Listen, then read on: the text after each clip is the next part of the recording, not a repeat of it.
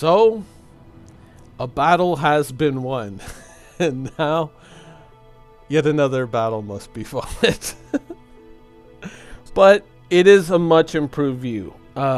This is right now, this video that you're looking at is pretty much me the very first moment I stepped into 3.2. I, of course, waited for it to go live. I could have gone out there, I guess, and played around in the PTU right after I'd gotten back, but I said, you know what, no, I want to basically jump into 3.2 clean and see how it is exactly when it launches, because I had been playing 3.1 in the PTU and it played very well in the PTU, and then of course I get to live and it was a stuttering mess. So I kind of wanted to hold back and say, let's see it the way everybody else sees it. And it was a much improved experience. Overall, frame rates, much better. Network performance, much better. The game runs a hell of a lot smoother. There's a way, I don't know, maybe your PC is the same, but there's a way that I can tell how hard my PC is working by listening to what fans are clicking in and going sometimes into overdrive with games. And I'm like, this is a poorly optimized game. Oh, there goes the CPU fan going double time. Yeah, this game really isn't all that optimized. I can usually pick up certain auditory cues, but while I was playing 3.2, I never heard the fans kick in, or if they were kicking in, they were running at such low speed that I just really wasn't picking up on them, whereas most times playing Star Citizen at this point, with this much detail on the ground, I can usually hear a fan kicking in. Right now, no, not the case. And even though I'm landing in third person right now out of habit, I actually found that with the improved view, I quickly learned to just land the ship from inside the cockpit, even without having to look around, because now I once again had that ability to see down in front of me, and you can kind of see by where that bar is in the window, and that was something that was barely visible to us before. You know, how much real estate we have gained and what difference that has made. I mean, that is one of the things that I know that there were people out there were going, you know, that's just balance, that's intended, you know, you don't know what you're talking about, and yet, boom, here we have it, 100%. It's so much better. And it really does make flying the ship a heck of a lot easier. Now, pirate missions. Pirate missions I have experimented around with. I haven't gotten into in any depth that I would like, because there have been so many people playing, so many people trying out different things, that missions are generally scooped up and gone almost as soon as they appear. At least that was my experience on Saturday and Sunday. As soon as I would get in there, I'd be lucky to see just the investigation mission that everyone gets, and apart from that, maybe one or two missions would pop up and very quickly disappear. I tried out a whole bunch of different things. Of course, there's the mission to shoot down the surveillance satellites outside of Grim Hex. That gets you 4 crime stat rating, and you have to deal with a couple of, Crusader Security Gladiuses while completing that. But an interesting thing that I found out is if Crusader Security destroys your ship, that erases your crime stat rating. So if you're looking to erase your crime stat rating, just hop into a cheapy Aurora, fly somewhere where Crusader Security is, pick a fight, and yeah, get killed, get your crime stat totally reversed, and you can go out and do whatever you want again. So clearly, probably not working as intended, but for those of you who don't want to do the, you know, Security Post Korea dance, there's an option out there for you now. Now, one of the other missions that opens up to you through the pirate chain that actually does not get you crime stat, but you do have to sneak around with, which was actually very fun for me, is a mission where you go to shipwrecks, but instead of retrieving a crate or a box, you actually go there and then survey the dead bodies at that wreck to confirm that someone who was aboard that ship has been killed. Basically, someone the pirates wanted taken out is in fact dead, and you actually get a pretty decent reward. And rewards overall, it seems almost across the board, have been doubled which is another thing that we were talking about previously, that rewards were very skimpy, and now they have improved very much. So overall, from what I've seen and from what I have played with, it is a vast improvement over 3.1. Is it finally a game that is worth playing long term? Is it a game that's worth setting things aside and saying, you know what, I'm going to play Star Citizen now almost, you know, maybe partially full time? No. The content and the amount of content in the game still does not deserve that. There's not enough. And I'm not saying that like, well, CIG, you failed once again. Meh. No.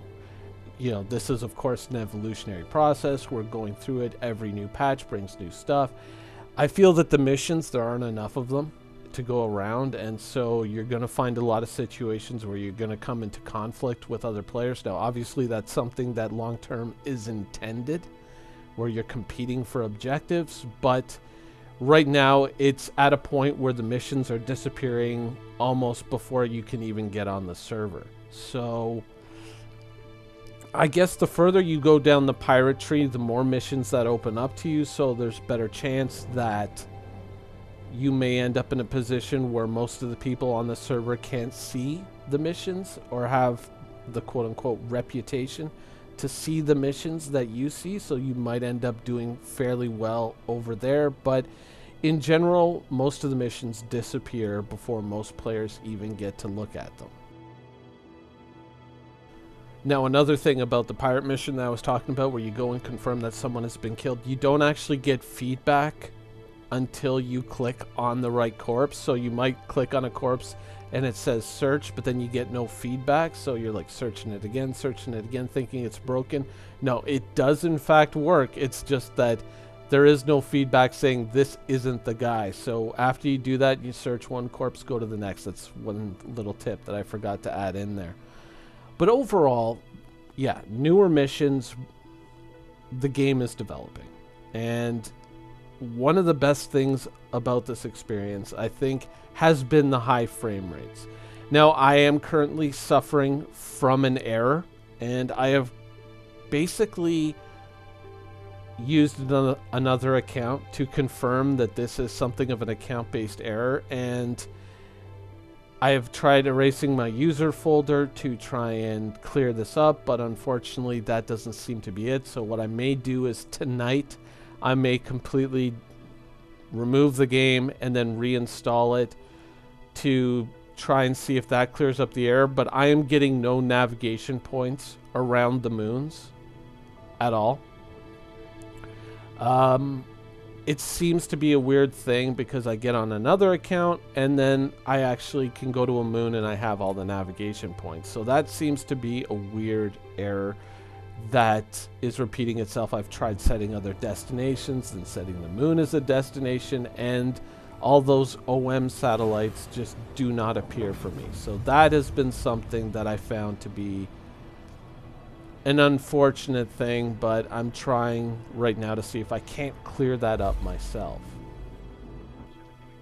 Now, one of the better points is the new trading consoles inside of the shops, which allow you to buy all the items in that shop, even some of the things that may not be immediately visible, and it allows you to buy them in quantities. So that's right, you can buy clips, grenades, medipens, all of these things in quantities greater than one.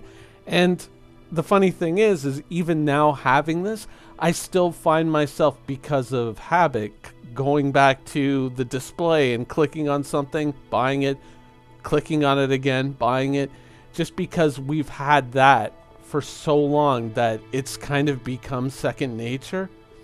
The new pirate armors, I'll leave that up to you. I mean, light armor is light armor, heavy armor is heavy armor, and medium armor is medium armor. Visually, yeah, I'll leave that one up to you. But I did like the chest piece on the new heavy set, which actually allowed me to make a change to my Defiance set. By integrating the Citadel core, the new old heavy set's core piece, into the Defiance set, going with the Defiance helmet, arms, and legs, I was able to once again carry a full set of pirate heavy armor without having the problem of not being able to interact with anything that is below me, which is a lot of control panels and whatnot. I no longer have the neck pieces blocking my view, which is a major win for me. It was a great thing to see, and I was now able to kind of go around with the heavy armor and not be obstructed. So it was a big functional win, though I would like to see them kind of go back to the Defiance set and remove those neck guard pieces, because I mean, armor is just a flat armor reduction. They're only there for outward appearance, and I think for the person who's actually inside the suit, it'd probably be more important for them to see than to have this little piece on the outside that some people think looks cool. But you know, that once again, that's subjective, and now we have a workaround.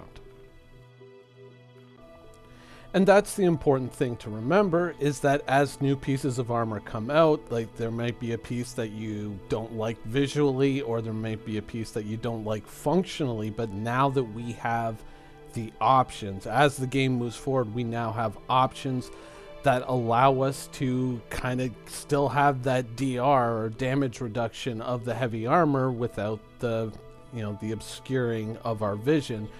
So in a way, it's kind of a problem that through variety fixes itself. And so even though I'm still not a fan of the new old pirate armor kind of neck piece, I now have a way to work around with it, or work around it, and still maintain that heavy armor DR. So that is a good thing. Weapons. Now, I like the weapons that we have in game, though overall I'm going to say that it's a system that's still evolving, and as you can see, I still have trouble breaking the habit of purchasing things one at a time. But overall, weapons are still an evolving system. The performance in terms of network-wise latency is a lot better. The game has made some strides in that direction, though I would say cautiously, right now, it does feel as though we are heading down the Call of Duty road and not down the Battlefield or the Arma road. If you look at Arma and say that's an example of an extreme fidelity shooter, whereas Battlefield is something in the middle and Call of Duty is more fun and guns type thing. I would like to see them hit the Battlefield zone, maybe even leaning more towards Arma, but it feels like we're going down the Call of Duty road. Once again, it's something that's going to evolve, so who knows, but the general feel of it still feels, it's more, you know, flash and splash, and hey, look at this cool gun, and here's all the cool look things that we did, and here's the, you know, here's this new animation that we put on it to reload it, and it's got 2 barrels, and it's a sniper rifle. Whereas, like, I'm a guy who's looking at it and saying, you know, how about we just have like a solid bolt action or semi-automatic sniper rifle? Can we just do that? Can we just have something like that? You know, you can put some little futuristic pieces and lights, and well, actually, please don't put any lights on a sniper rifle, but some gizmos on it that make it look futuristic, you know, and just give us just a solid performing rifle. But overall, the firearms, the range that they tend to operate at optimally is very close range.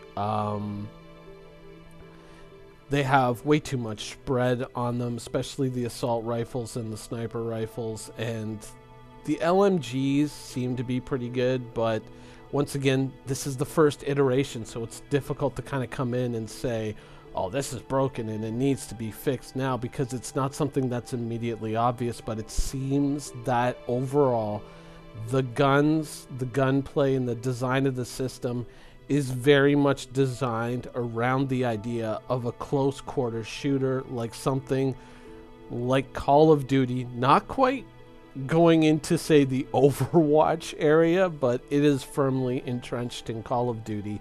And I think that that underserves the premise of Star Citizen. I think that Star Citizen deserves Battlefield or better. And so I'm going to wait and see how that evolves, but I am feeling a little bit cautious around the gunplay right now.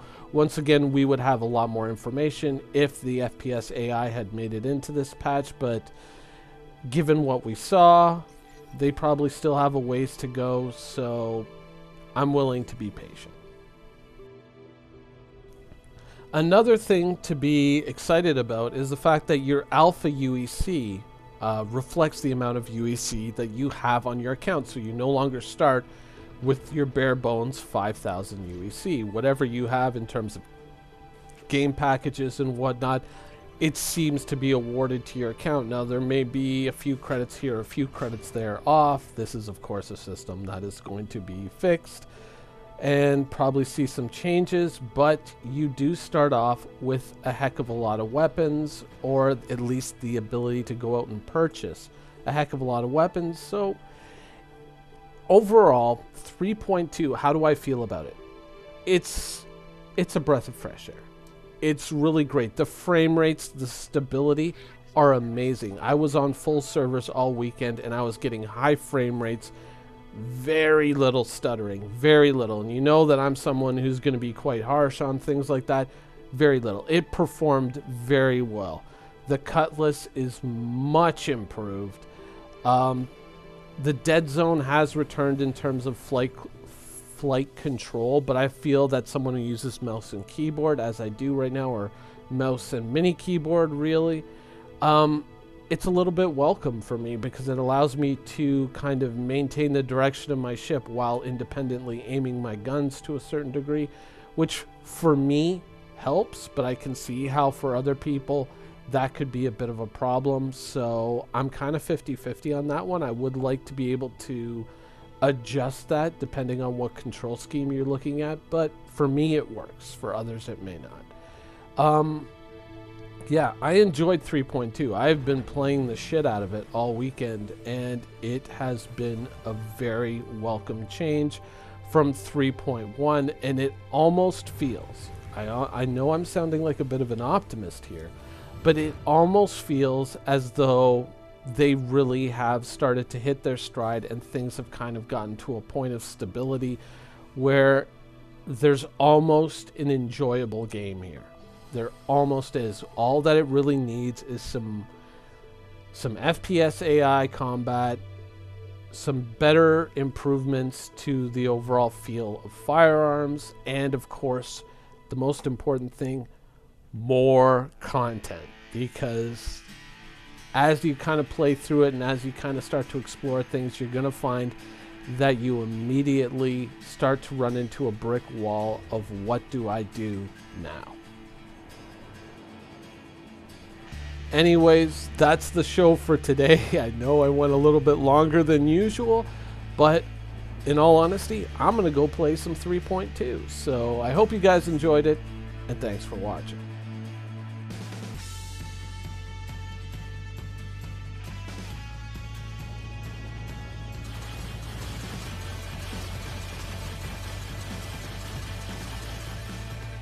Thank you for watching. So if you want to keep up with the latest and greatest in Star Citizen and Squadron 42's development, please follow us on our social media channels.